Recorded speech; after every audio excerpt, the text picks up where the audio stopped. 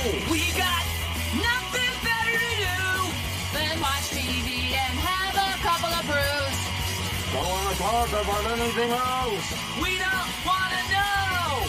We're dedicated To our favorite shows. Oh, my circuit! Everybody loves Hippo Toes. Scary dog! Blitzen at Blurnsville. Futurama. Good evening. You are listening to a Radulich and Broadcasting Premier Podcast TV party tonight. I'm your host, the mandated reporter, and frankly, I'm mortified, Mr. Mark Radulich. And tonight, our favorite show is AEW Dynamite Grand Slam, which emanated from Arthur Ashe Stadium in Queens, New York, home of the New York Mets. And joining me tonight from parts unknown. Yesterday, you got to see his pretty face. Today, he is incognitus. Ladies and gentlemen, it's Chris Bailey. Chris Bailey, how do you do? Well, I had to, just for the listeners' knowledge, I had to pull Mark Radulich from his bed, even though despite me having a half day's work already in, I had to pull this cretin out of his bed. And now I'll give you a bit of back information on the Bailey family. So my father would be disturbed by both of us. He would say, I already have a full day's work in. Embarrassing, Radulich. So a couple of things. One, you live in Canada, which is like 9 hours ahead of where we live in the American state of Florida, where freedom reigns. Wait. Now he's gonna pull the COVID card on top of that one. Then it was COVID. Then Shang-Chi underperformed. Wait a minute. Last night. I'm just gonna let that pass. 'Cause I'm the bigger man physically. Anyway. But Chris Bailey, his wife, his wife wants him to pay attention to her. And so Chris Bailey is not available in the evening times. I, however, running the podcast empire that is the Radulich and Broadcasting Network, was burning the midnight oil. I watched AEW Dynamite Grand Slam live, and as soon as Britt Baker was able to put the mandible claw, or whatever she's calling it, on the Ruby Soho, I had to then run over to my computer and have Alexis Hana, Andrew Graham, and David Wright talk for over 2 hours about the Lucifer season finale. What were you doing, Chris Bailey, besides playing with yourself in bed, doing nothing? That's what you were doing. Listen. If you saw my wife, you would know why I pay attention to her, okay? That's what I'll tell you. That's where I'm going to leave that right now. Outstanding. That's right. All right. If you are one of the people who are actually listening to this live on Twitch or Facebook, we appreciate you. If you, as we're going along, if you have comments about the show, not our show, but if you have comments about if you have comments about Grand Slam, if you have differing opinions or the same opinions, but you want to share them anyway, be happy to put that in the chat, and I will address it either in chat or on the show. All right, let's get to it.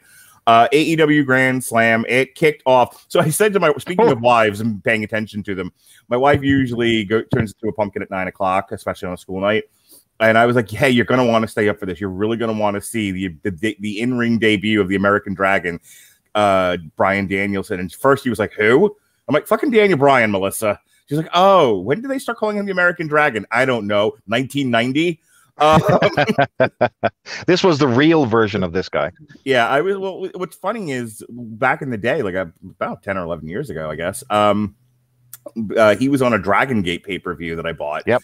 And I was like, hey, you're going to want to watch this. And she did not remember. Anyway, I was like, hey, you're going to want to stay up to the main event because you're going to want to see him in his in-ring debut against Kenny Omega. This is probably going to be like match of the year territory. And she's like, I'll try. And they kicked off the show with Kenny Omega versus Bryan Danielson, the American Dragon. And they did and I'll tell you, this was my exact reaction to the end of this match. Ah! They did a Broadway! They did a Broadway! Ah! This, my friend, this was Clash of Champions Sting versus Ric Flair at the height of the NWA's powers. This was everything you wanted to start a show and more. You had an insane, absolutely insane crowd on hand here. plus 1,000 people. I think they added another 177 people, even though there were obstructed views. This place was jammed to the rafters. It looked great. The American Dragon came out. He looked like he was just could not wait to get inside that ring for the first time and actually have a professional wrestling match. Professional wrestling, Mark Radulich. It was so good. And you know, it's so funny. If you've listened to this show in our various media platforms as we are taking over, if you've listened to Chris Bailey and I review enough wrestling over the past year or two, I don't always love it. And I don't have, you know, all glowing things to say about this show either. But I'll tell you what, this right now is my match of the year candidate. This is the best match, if not at least one of the best matches I've seen this year. And it's so hard to talk about without just filleting it, because there was nothing wrong with it. It had the perfect ending. Okay. Going the entire 30 for their first match on free TV in a Georgia Dome. People were comparing this to Hogan Goldberg in the Georgia Dome.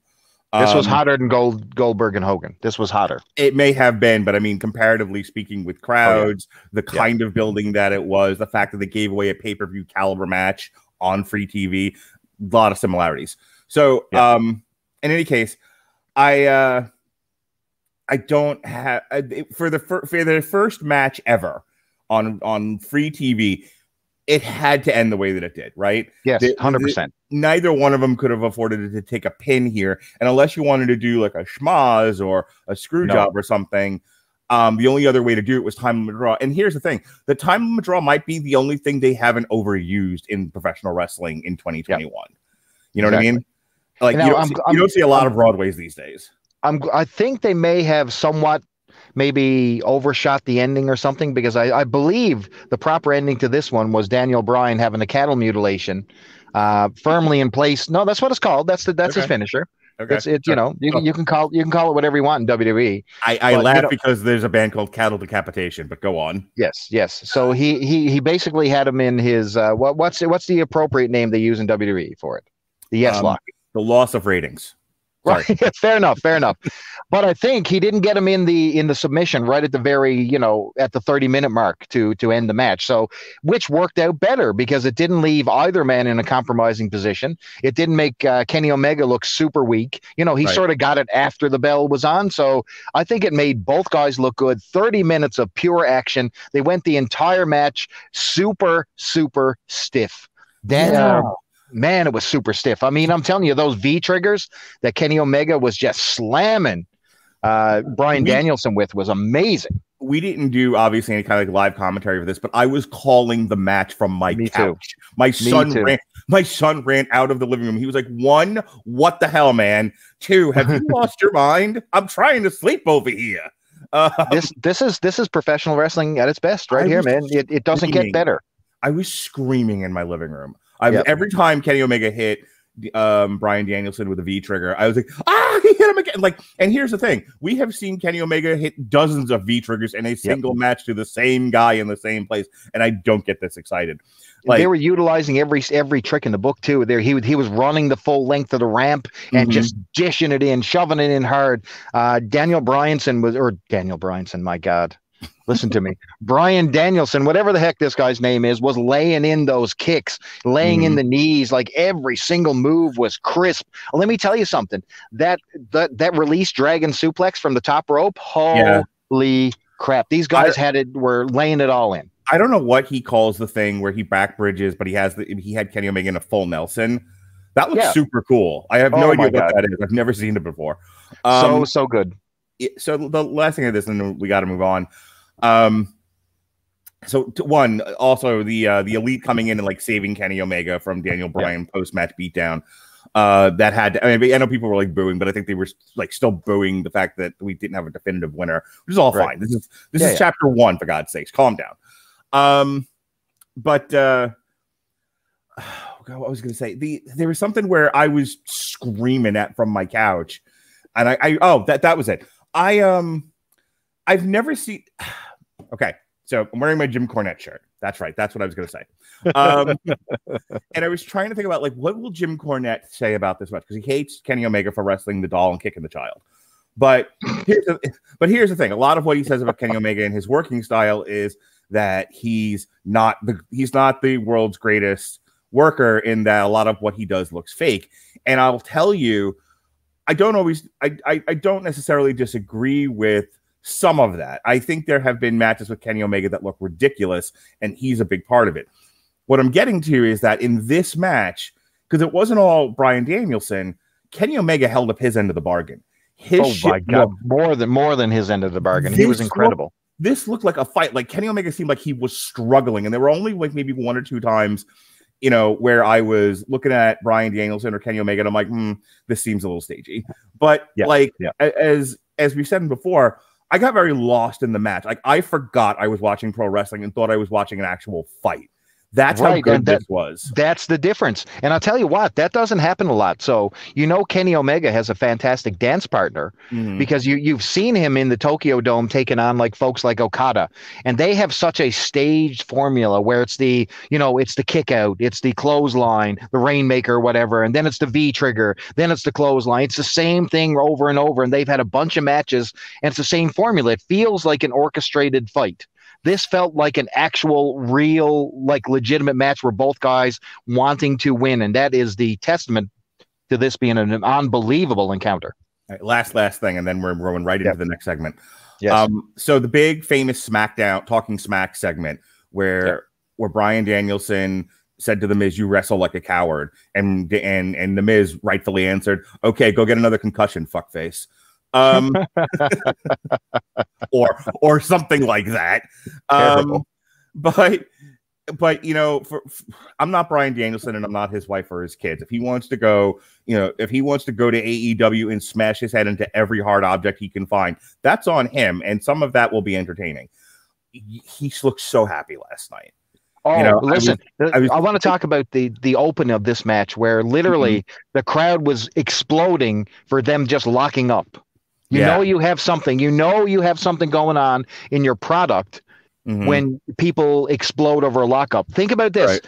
A couple of years ago, we started out with the Young Bucks, Kenny Omega, Cody Rhodes, Joey Janela, and Sonny Kiss, by God. And they said that they were going to be the competition.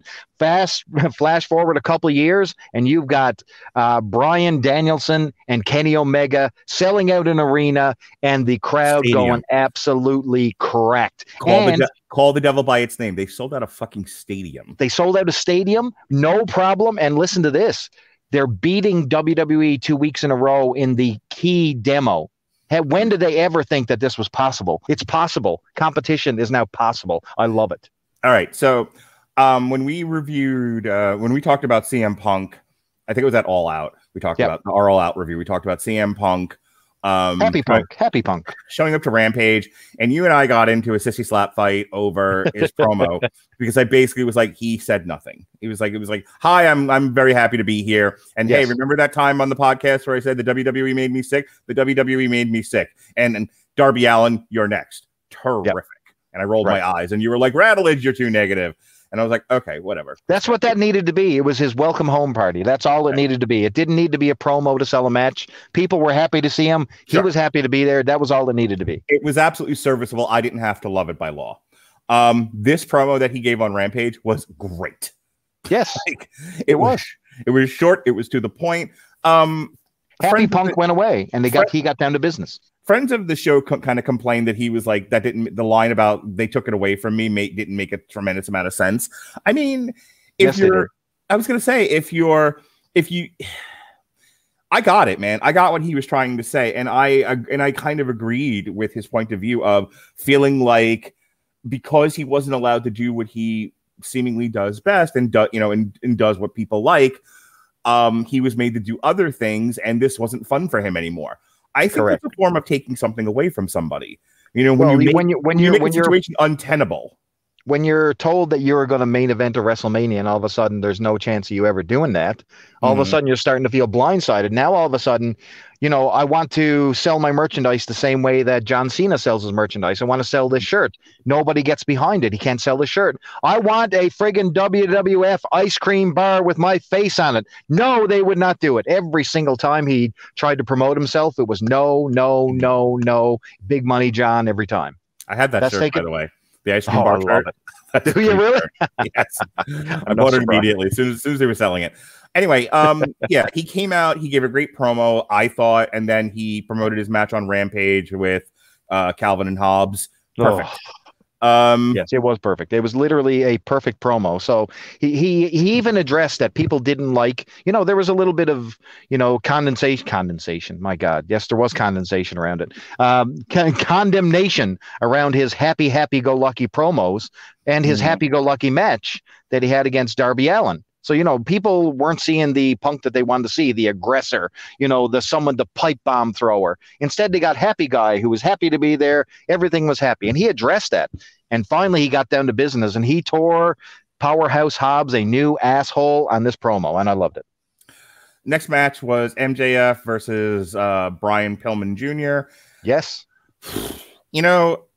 This was hard for me. This was like, I want to see them push Brian Pillman because of the whole Dark Side of the Ring thing. And like right now he's got super babyface attention because of, because he had this, he was able to touch the crowd through a documentary completely separate from AEW. Correct. And this is why I say, I'm not going to be one of these people who everything's a 10 out of 10 or a 1 out of 1. Some things are just a 5. And here's the thing, AEW doesn't always make great decisions. How do you not push Brian Pillman right now?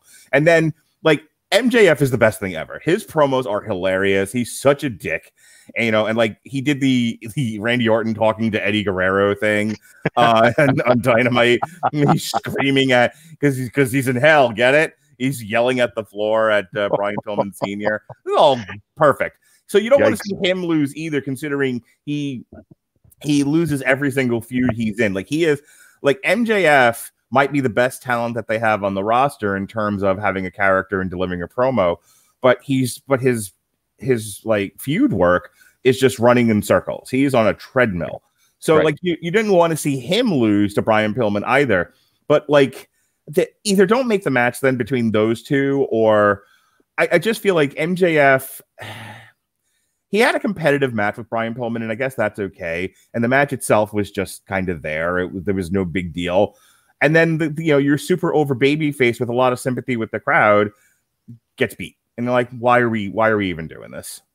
No, I disagree that. So think about Brian Pillman, the original, his father, his character.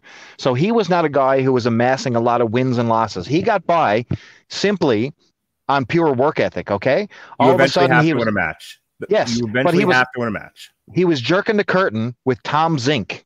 Okay, in a U.S. title match against the Midnight Express, and these guys, despite having a little bit of tenure behind them from AWA for Zink and then Stampede with Pillman, all of a sudden they started to gain attention. Now you're at Super Brawl 2. You're fighting Jushin Thunder Liger for the television title, and or the lightweight title, I should say, and he wins. Now all of a sudden, Pillman's on track, but he's not known for his win-losses.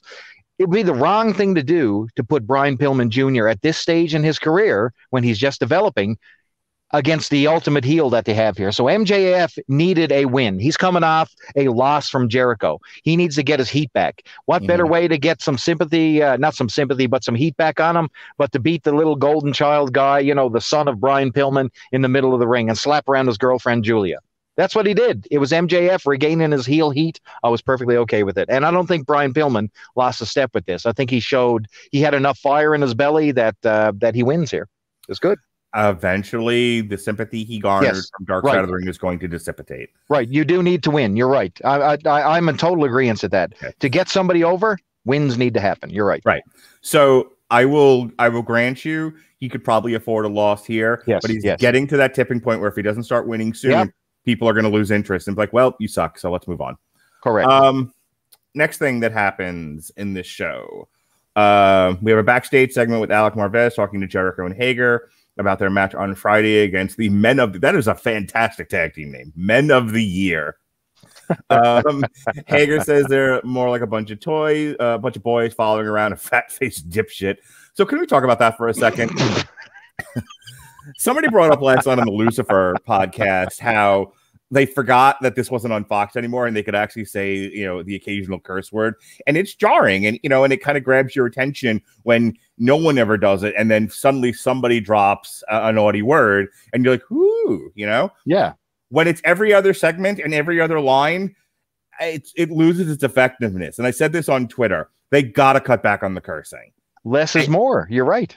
Yeah, this is getting to the point where it's not effective at all, and it just makes them all sound like idiots. So yeah, guys, find another way to communicate your ideas, and then the occasional "I've had enough of this shit." Well, you've got my attention, sir.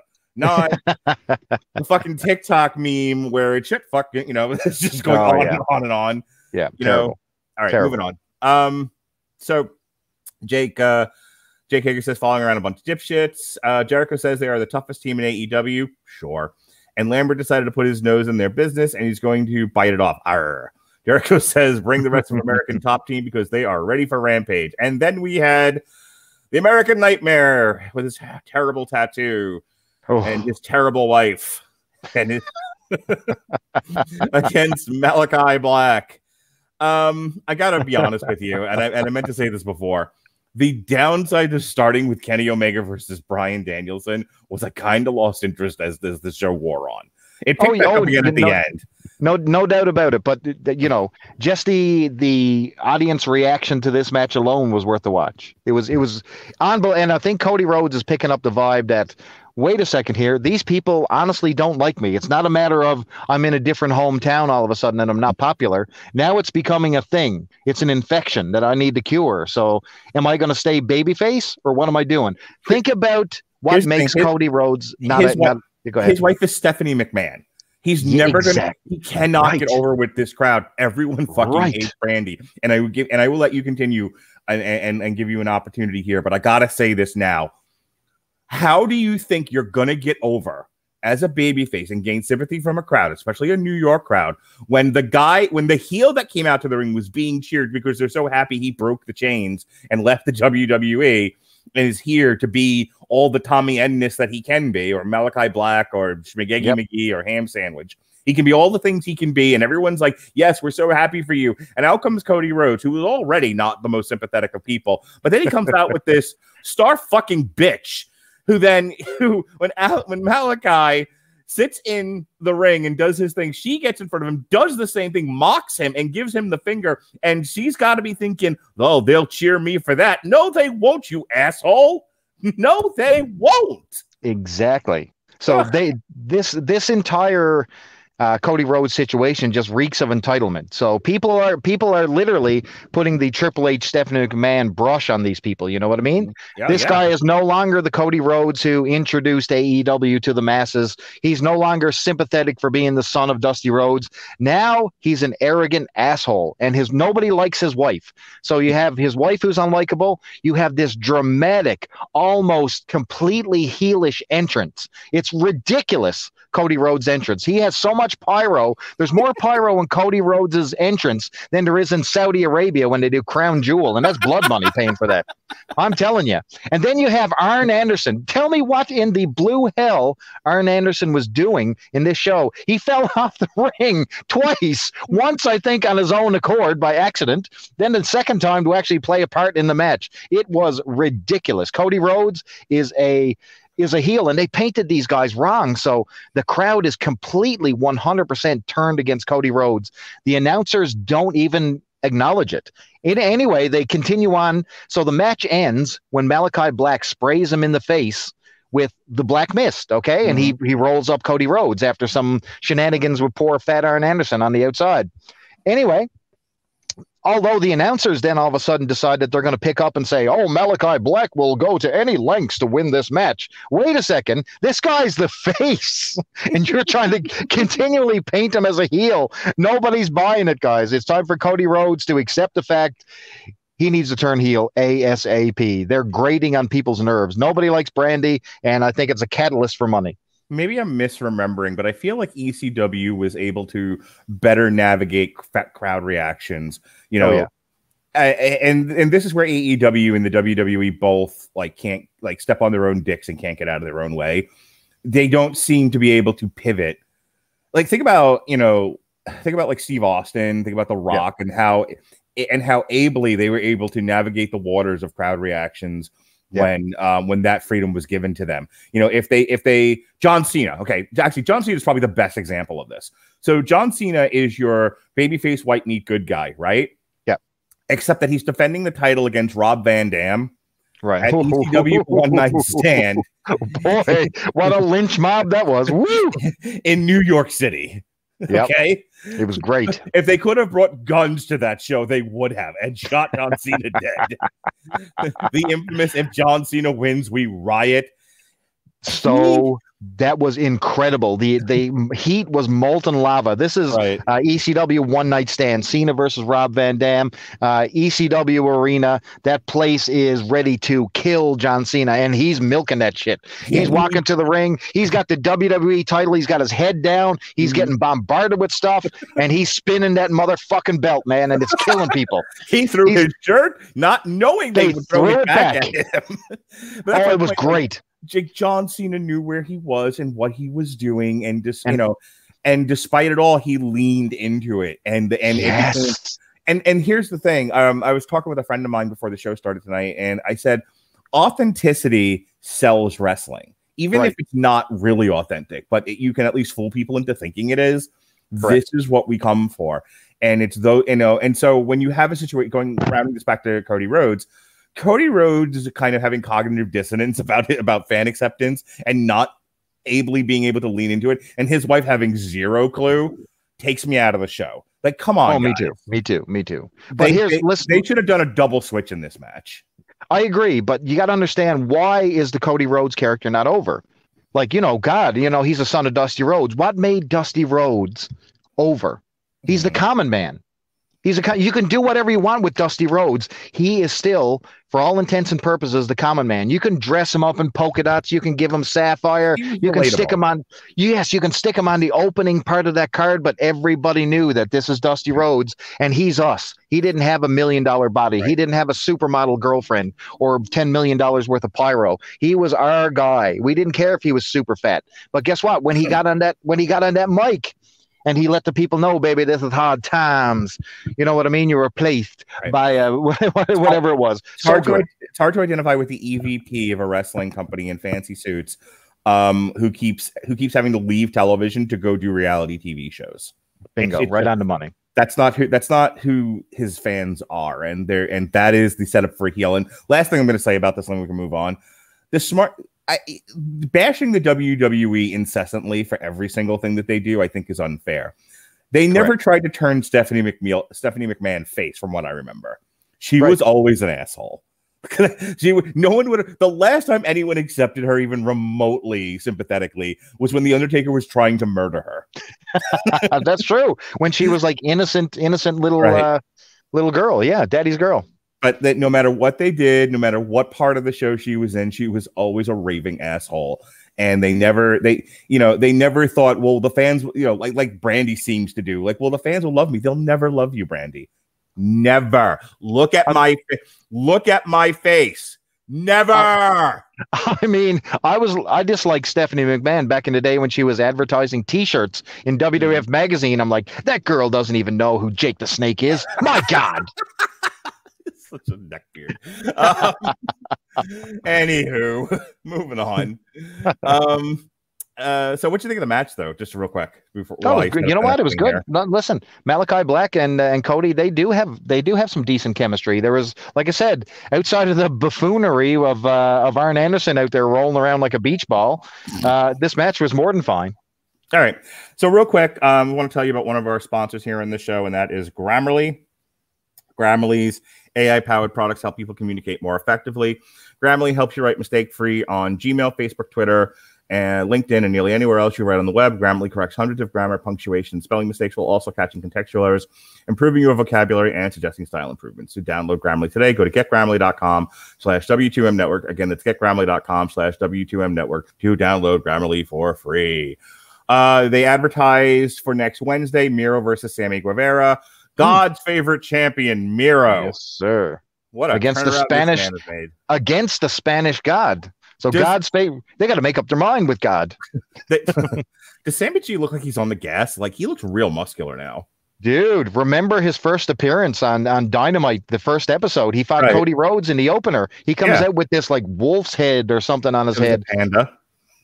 Was it a panda head? Whatever it was, he comes out and this guy is like rail thin, like Darby Allin rail thin. Right. Now this he's getting a bit of buff, man. He's becoming the Spanish God here. Yeah, he was definitely looking like an indie midget on that first episode of Dynamite. Now he obviously he hasn't gotten any taller, but he looks fucking swole. He's eating at the Jerichos. Well, no, he's not fat, but he did one of these deals, he showed off his biceps, and I was like, holy shit, when did you become a man? You're a real boy, Sammy Guevara. Now, if we're talking about this, I'm going to give Jericho his due. Jericho looked in good shape here tonight. Okay. He had an interview. Yeah, he did. He looked good. This guy, it doesn't matter. It's funny because even though despite him getting fat, no, sir, will he reduce to be wearing that shirt. Absolutely not happening. That gut is hanging out. But he looked good. He looked good tonight. He looked good and tanned. Look, longtime fans of TV Party Tonight, and especially our wrestling interviews, know that we're all about body positivity on this show. Oh, Jesus. Do not look in the archives, people. Do not look in the archives. FTR with Tully Blanchard took on Sting and Darby Allin. And Sting had like a PTSD moment where he was beating up on Tully. I'll kill you for all the Four Horsemen things. Listen, Sting, let me tell you something. Sting 1992 returned here tonight. It was wicked. Go ahead. This was fine. Sting looked pretty good. He didn't look like he was huffing and puffing and falling all over himself. No, sir, he did not. Somebody friend of the show mentioned that FTR looked like they were buried in that match. I mean, it's hard to be it's hard to be buried when you're already covered in dirt. It's like, what, you can't bury them even more. Like, as soon as they lost that title to the Young Bucks, it was over for FTR, and at this point they're just there.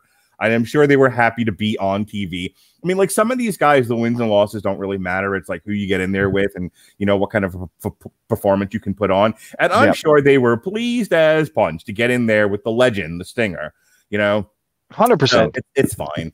I'm going to tell you I wasn't particularly interested in this match. And this was about the point of the show where I was like walking back and forth on my computer and doing stuff. But I mean, like I said, it seemed fine. I'll let you I'll kind of give your thoughts on it because I know that when Sting came out, off came the pants. The Bailey pants. Oh, yeah. Let me tell you something. 1990 Surfer Boy Sting, let me tell you something. Paired up with Lex Luger, beating down the Steiners. That's my jam back in the day. And let me tell you, you saw splashes of that Sting here tonight. Like, this guy is 60 years old, man. He's wrestling like he's in his 30s here. He's not top flight Sting, but he's giving it his all. He didn't even look winded, and he did most of the movement in this match. I mean, this is Sting and Luger taking on Tully Blanchard and Arn Anderson. Wheelchair Lex Luger. But anyway, despite all that, I thought they looked good. Sting was actually put in a position to have a submission win. What a jarring difference between the way the WWE treated Sting, just burying him on WrestleMania, losing to Seth Rollins, lose, to what AEW is doing with him. They respect his position in history, you know what I mean? And they're giving him wins and making him look good and building a star in Darby Allin. This is how you do it. Textbook. I enjoyed this match, and guess what? FTR was not buried. They look great in putting these two kids, listen to me, one kid and the old warrior. They made him look great, so good job, guys. Even Tully Blanchard, bumping his ass off, much better than fat roly-poly Arn Anderson.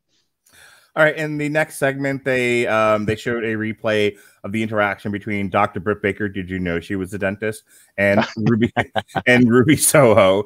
Running gags, I love them.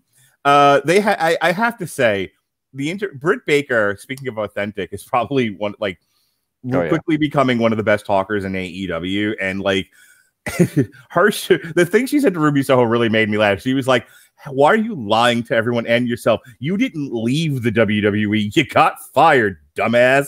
Yes. And I was like, burn. Yes. It's so true. Like they were done with you. Yeah, this is no badge of honor, Ruby Soho. Yeah, it's like and then Ruby tried to turn it around. She was like, "It's the best thing that ever happened to me." Good for you, I guess, but it doesn't change the fact that your ass got thrown out like trash. You're sleeping with people in the back, okay? You're like, what? Yes, because some people form relationships and have intimacy with each other. Imagine. It's a weird concept. No, I slept with somebody on somebody else's roster and brought them over. So there you go. Yeah, exactly. Job well done. Britt Baker is your MVP of AEW, baby. She's so good that guy actually left that roster to come home. That's what I'm talking about. Well, he didn't want to manage the Bearcat. Stop! Will you stop, Mark Radulich? Oh my goodness. Anywho, so they announced for Friday's Rampage, a 2-hour Rampage, which we will not be reviewing. We're getting Anna Jay versus Penelope Ford, and that long-running feud that everyone's been interested in. Shut your mouth, Anna Jay. Why are you spitting all over my Dark Order woman? John Moxley and Eddie Kingston versus Lance Archer and Minoru Suzuki, who yes. Pat Mullen 2-0 over Minoru Suzuki. I'm just going to go ahead and give that stat out there. If you don't know who Pat Mullen is, just know that he's beaten the legend twice in 2 interactions with Minoru Suzuki. Anyway, they're having a lights out match, so that'll be fun and I'm sure filled with barbed wire. And then the AEW World Tag Team Champions, the Lucha Brothers, with Santana and Ortiz, will be taking on Private Party and the Butcher and the Blade. This seems like a match from like the early days of AEW. This seems like a callback. It really does. Like, this is very uneven. CM Punk will be taking on Calvin and Hobbs. Chris Jericho and Jake Hager will be taking on Ethan Page and Scorpio Sky with Dan Lambert. That I'm looking forward to. That looks real fun. Yeah.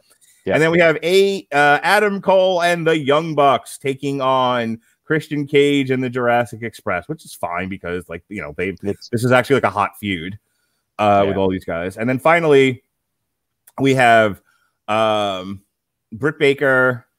Oh wait, no, that's the next segment. Sorry. All right, and so that's that. And then we get to our main event. Ta-da! We have Britt Baker versus Ruby Soho. And look, say what you want about Ruby Soho in the WWE. She was always one of their better workers, and I thought her and Britt Baker actually put on a reasonably good match. Was it the best match ever? Is it 5 out of 5 stars in the Tokyo Dome? No, let's not get insane. But I thought they actually put on a very solid, entertaining match. I thought Ruby Soho got a lot of sympathy in the match, and she had a lot. Britt Baker came across as the stronger, better wrestler, and she was really putting a beating on Ruby Soho. So Ruby Soho got to have a lot of comeback spots. Right. But eventually the numbers game wore her down. She got tripped up and whatnot by Jamie Hayter and Rebel, not Reba. And Britt Baker got to steal a victory away from Ruby Soho, but it was still a strong victory as she put her out with a submission. So I don't think they're done. I feel like this is just chapter 1. I feel like Ruby Soho now has to, fight the goons off and corner Britt Baker alone with no help. I think that's got to be where this ends. And I'm not even saying put the title on Ruby Soho, but I do think that they need 2 or 3 more matches before we can call an end to this feud. Right. Oh. What do you think of the match? Just one moment. Okay. Yeah, no, listen, the match itself was very good. I mean, you had a bit of a muted crowd reaction, which was really, really strange for that. So, when Ruby came out, it was almost a muted reaction. You know what I mean? Mm-hmm. But when all of a sudden, when they went to lock up, all of a sudden the crowd was super popping for it. So it was a really, really strange intro to this one. Ruby Soho looked good. I mean, overall, at the end of the day, and, she was really beaten down. It was a numbers game, so she really didn't lose any steam. Sad to see her lose in one of her first matches, of course, which is, I'm a big proponent of, you must win to be over, like you are. Yeah, but don't put them in there with the champion then, unless you're going to take the belt off the champion. Exactly right. They wanted a hot feud. Look, I'll give you 3. Name 3 women right now that are hot enough to put in there with Britt Baker where you could actually draw some money. There isn't. Yeah. No, there isn't any. And she's a new product and all that stuff. Right. But where do you phase her now? Like, okay, we got to step off. She's not going to be in the title picture right now, but you got to have a crash pad for her. So you got to have her do something. So do you start her at the bottom now with like a Penelope Ford, or do you move into, one of Britt's Britt's hench girls. You know what I mean? Where do you go with Ruby Soho right away? Because it would be a mistake, like you say, to put the belt on her right away. She needs to come up through the ranks, get a bit of acclaim. It wouldn't surprise me to see Sarah Logan join her, honestly. I know she's out of the mix right now, but it wouldn't shock me. I tell you, that's what I thought. That's where I thought this was going. It's funny you say that. I kept thinking with the way that this ended, I'm like, watch Sarah Logan run out. Now, my question was she going to run out in her barbarian gear? But whatever. Oh, God, please. But I honestly was wondering if someone was going to come down to save Ruby Soho. I have a sneaking suspicion they're going to end up. This is going to be like we're going to do 6-man tags and we're going to do tag teams and and people are going to like Ruby Soho is going to find friends backstage and they're going to go after Britt Baker and her goons and maybe like Full Gear or Revolution, which are the next 2 pay-per-views. It's so hard with this company because like I keep wanting to use pay-per-views as natural markers of feud-ending matches, but then they do shit like this, which is basically a pay-per-view. Like this is a statement. This is Clash of Champions, back in the day. This is Sting versus Flair. This is everything that you want to put on your TV to say this is our product, this is our statement. And I think that overall this is a super big thumbs up show. You had, you established a heel in MJF. That's all you literally did there. You brought out Cody Rhodes. You had him fight a hot new up and coming talent. You had Britt Baker as your showcase champion, who's literally money. She is money to be printed as a future star of the business. And I mean, not even the future's here now with her. And you started the show with the best professional wrestling match this year, bar none. Maybe last year involved as well. I mean, what a statement. This is a big middle finger to anything that's out there right now. So the next big Dynamite show, I know Rampage is 2 hours, which is fine. They were there. They're making use of the building. I don't have a real problem with it. I don't also feel the need to talk about it. And Pat Mullen left before Rampage started, before CM Punk hit the ring. What? Yeah, I get it, man. Well, he's not a huge fan of the dishwasher. Come on. But the next pay-per-view style special Dynamite episode like this one, Homecoming, Fight for the Fallen, etc. Ones that we've typically been covering here on TV Party Tonight. The next one will be Saturday Night Dynamite. Like Saturday night's main event. This is Saturday night's Dynamite. And that'll be October 23rd in my backyard, Mickeyville, the happiest place on earth, Orlando, Florida. And this will be because and they're doing this on a Saturday night because apparently they're getting preempted by NHL coverage.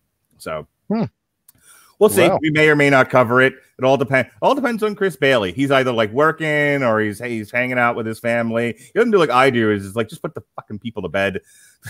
Oh my God! Just go to bed. I got things to talk about. I got people to make fun of. All right. He likes to say this, but this guy on the other end of the mic, he's a family guy. I'm telling you right now. That's his gimmick. He's shilling here. Speaking of gimmicks, what are you listening to? You were listening to Roxette. Did you know that she had the look? Well, hello, you fool. I love you. Come on, join the joyride. Let's join the joyride. That's right. Well, Come join the joyride. Let me ask you a question. This is very important, Chris. Were you using the Amazon Music Unlimited service to get all the Roxette you could handle? Well, of course you was. I was availing of the deal here on the W2M network, but you're about to get into right now. I mean, why would you not take advantage of AmazonMusic.com when you have such a great deal that you're going to tell the folks about right now? Yes, sir. If you would like to try the Amazon Music Unlimited service for free, we are giving away a 30-day trial simply by clicking the link in the description of GetAmazonMusic.com/W2M network. Just like Spotify and Apple Music and even more, you can find zillions of albums, artists, and individual songs that you can stream to your heart's content. And at the end of that 30 days, if you're not satisfied, you can cancel. No fuss, no muss, no contracts, no pains in the butt. Or you can keep it and you can link it to your Alexa devices. You can play it on your phone and in your car. Who doesn't want a soundtrack to life? Amazon Music Unlimited provides you that soundtrack. Alrighty.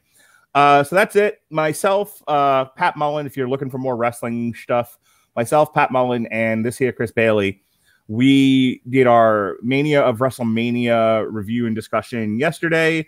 About 2 hours to finally get through it all. But it was a really fun discussion. It was the rise and fall of the Ultimate Warrior. We had a great time, and we managed to not repeat every single thing we've done on the other 3 podcasts we've done on the Ultimate Warrior, which was deft on our part. We managed to somehow avoid repeating ourselves incessantly, which was nice. Myself, Alexis Hana, Andrew Graham, and David Wright. We reviewed the final season of Lucifer. That's up. I promised to get his name right this time. Robert Winfrey, and I called my gimmick. I called him what's his name last night. He was very upset with me. My brain broke. Anyway, we did a triple feature of 3 westerns: the new Clint Eastwood Cry Macho on HBO Max, Nice. Concrete Cowboy from Netflix, and Hell or High Water from, I think it was 2015 2016. That's currently airing on Hulu. We also, this past week, what did we do? There was we reviewed the new Andrew WK, which Andrew WK then retweeted. Yeah. To my shock and horror. But hey, hope you liked it. And then we have a re-airing of, speaking of Cowboys, we have a re-airing of the Magnificent Seven tonight. Myself and Pat Mullen will do the next chapter in the 4 Kings of Boxing. We'll be focusing on Thomas Hearns. Hey, Chris Bailey, have you been liking... you didn't know me a few years ago, so all the stuff that's, 2014, 2015, 2016, that's all new to you. Have you been liking the re-airings? Oh, it's garbage. I'd much rather like the news. No, it's good stuff. You guys have been doing this for quite a while, man. Your library and catalog runs deep, my brother. It's good stuff. Despite some audio difficulties in some of the early episodes, it absolutely improves. Now it's you guys are content machines, and just the level of stuff that's at your fingertips is amazing. Yeah, it's some of those Blog Talk Radio. That's why we're not on Blog Talk Radio anymore. Some of those episodes are a little rough. Anyway, listen, you guys trying to beat the clock is some of the funniest stuff you're ever going to see. For God's sake, shut up! We're running out of time. Yeah. 2 minutes left. Blog Talk Radio. Then you're out. Yep. Well, wait. Before we go, Pat Mullen, I asked him a whole bunch of questions just so we could have it on the show, and he answered me back about what was going on. So, Pat, in the worst pay-per-view review of all time, said that he missed the first match. So he missed Omega and Bryan Danielson. He said the parking situation was run like a Chinese fire drill. He said that Punk was super over with his BS promo. He said for Britt Baker and Ruby, he said that the crowd were 75% for Britt, 25% for Ruby. He said that Brian Pillman was over. MJF got a 25% pop and 75% heat. He said that the crowd popped for Malachi Black's entrance, and he got a small Super Dave chant going for Cody. That's because of his gear. He looked more like Sonar from Green Lantern, he said, but I didn't think most people even knew what that was. He said that, and his final statement was, Brandy got a pop when she came out, crowd heavily into Black. Cody got more of a positive reaction at the start, but the crowd turned on him the longer it went, and botching stuff didn't help. And that's his review, everybody. Pat Mullen. All right. Last thing, what I was getting to was this weekend, we'll actually have a Long Road to Ruin re-air of the 2-part episodes on the Rambo series. Oh, yeah. Well, wow, I love the Rambo series. I loved every bit of it. Yep, that's this weekend, Saturday and Sunday. Part 1 is Saturday, part 2 is Sunday, and then we're into Venom stuff all next week. So stay tuned for more about that. We've got comics, we've got movies, we've got And Everyone Loves a Bad Guy, and somewhere in there we're going to sneak in And Everyone Loves a Bad Guy on The Sopranos that Robert did a million years ago. So all that's coming up before the new Venom movie and before The Many Saints of Newark is released. All right. Do you have the positivity penis himself, Andrew, on for the Venom coverage? For the movie? No. Yeah. Oh, okay. I'm surprised. The new movie coming out is me, Alexis, Robert, and Jason Teasley, who's like the world's biggest Carnage fan. He only likes Andrew only likes the MCU proper shows, doesn't he? So yes, that's my answer. All right, hey, plug your stuff so we can get out of here in less than an hour for the first time ever. Yay! All right. Well, Superblog Team Up is coming up. It's October 27th. That's right, 27th. We did not make a mistake. This time it's Superblog Team Up Goes to Hell. What we mean by hell, if you're a demon-possessed superhero, or you're Johnny Blaze Ghost Rider, you're going to enjoy when the bloggers and the podcasters get together for Superblog Team Up Goes to Hell. Follow the hashtag Superblog Team Up or hashtag SBTU on Twitter on October 27th, and you're going to get a whole a dearth of content all about hell. There you go. That's what's happening. All right. Thanks for joining us here on TV Party tonight. The next wrestling thing we're doing, that's the last thing I say. The next wrestling thing we're doing is Extreme Rules. That's going to be this Sunday night, September 26th, and we will review it 10 a.m. Eastern Standard Time live here on Twitch and Facebook. September 28th. That'll be the Tuesday afterwards. Presumably that's going to be me, you, and Harry. We never know with Harry. He's a mystery trapped in a pickle, trapped in an enigma. So we'll see what happens. Until then, for Chris Bailey, I'm Mark Radulich. Be well, be safe, and behave.